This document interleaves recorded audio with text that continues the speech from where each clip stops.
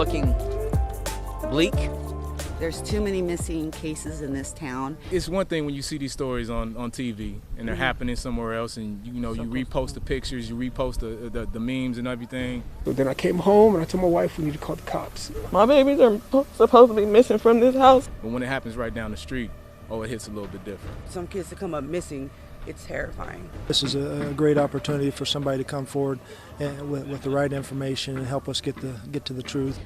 A year ago today, December 21st, brothers ORSON and ORRIN West were reported missing. 12 months of prayer vigils and searches. 1 year of asking questions that as of today have no answers. 17 News has followed this case since day one, and now we have new information. Information that could unlock clues that might help answer one question: where are the boys?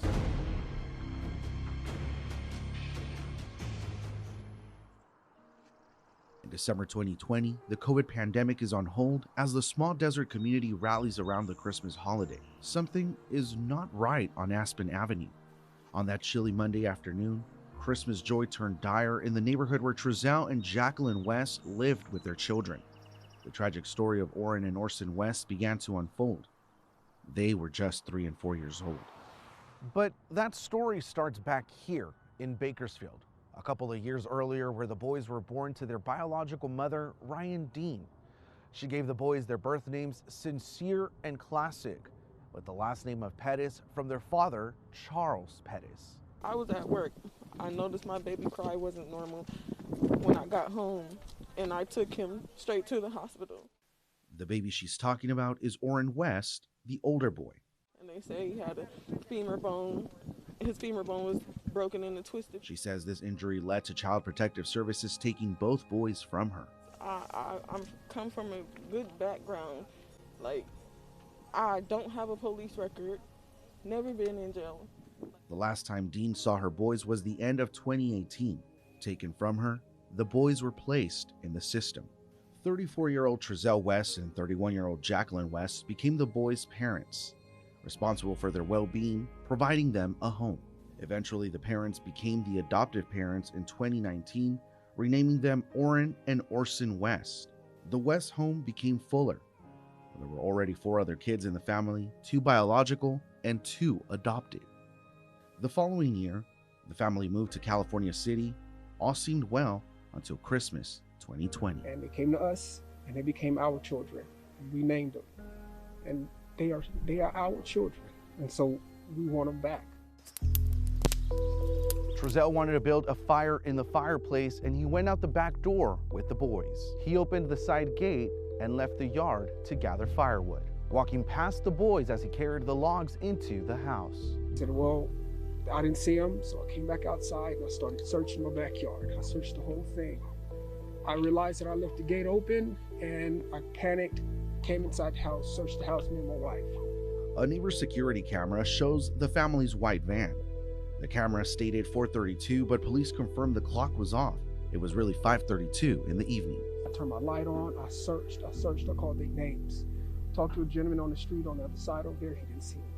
He called the California City Police just before 6, and the boys remained missing overnight. The next day, after searching the town and the nearby desert, California City Police got a warrant for the West house. It became the first of many examinations of that property on Aspen Avenue. Canines went inside to track the boys' scent. The local police chief says the dogs found the scent inside the home, but didn't detect the children leaving the house. Let your imagination run wild. What I do truly believe is that night, there is no way that they could have got out of the neighborhood without some sort of assistance. The investigation ramps up. Police dug up the backyard. A few months go by and nothing new. No updates from police. The search slows. On March 1st, the FBI and Bakersfield police took the lead on the investigation. 5 days later, more than 50 officers and FBI agents searched for evidence in a southeast Bakersfield dirt lot. It's located near the Casa Loma apartments where Trezell and Jacqueline West used to live. Police say the adopted parents have been cooperative. Chief Walker confirmed the other 4 kids living in the home were taken into foster care and will remain there until a court case is settled. Trezell and Jacqueline West moved back to Bakersfield. The California City home is now boarded up and vacant. We reached out to them multiple times for this story by phone, email, and social media, and never received a response. I don't know. I think trafficking. Many people believe they have the answer. I believe they were trafficked. You know, it'd be sheer speculation, but I feel that, you know, in my heart, in my investigative skill set, it's over 20 years in the largest police department in the United States. I felt that immediately the story that was being portrayed by the adoptive parents was not true. It didn't make sense. It didn't add up. There's a number of possibilities that could have happened. I mean, and I don't even want to speculate because, again, it's still an ongoing investigation.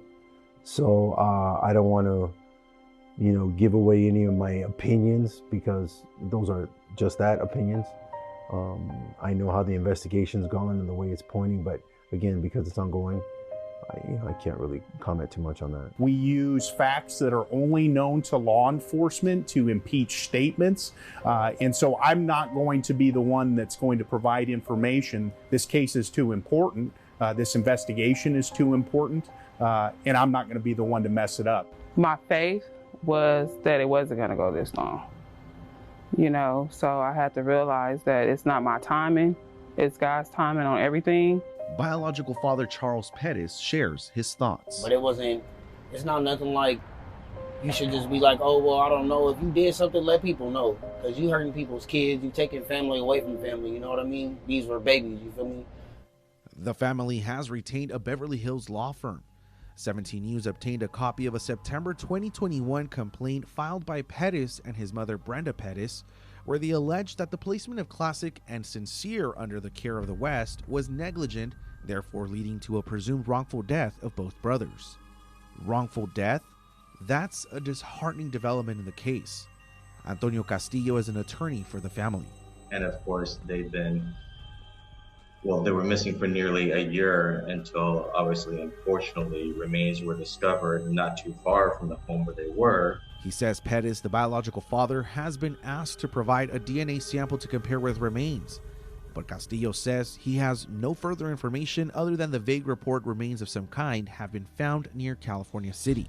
We asked Bakersfield Police for confirmation. A spokesman declined to provide information other than to say it is routine in missing persons cases to ask for DNA samples.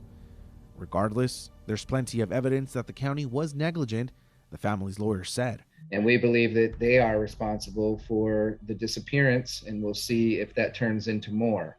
And it's incumbent upon these bureaucratic government agencies to do more with respect to the lives of children. We're not just taking a puppy from one shelter to another. These are human beings.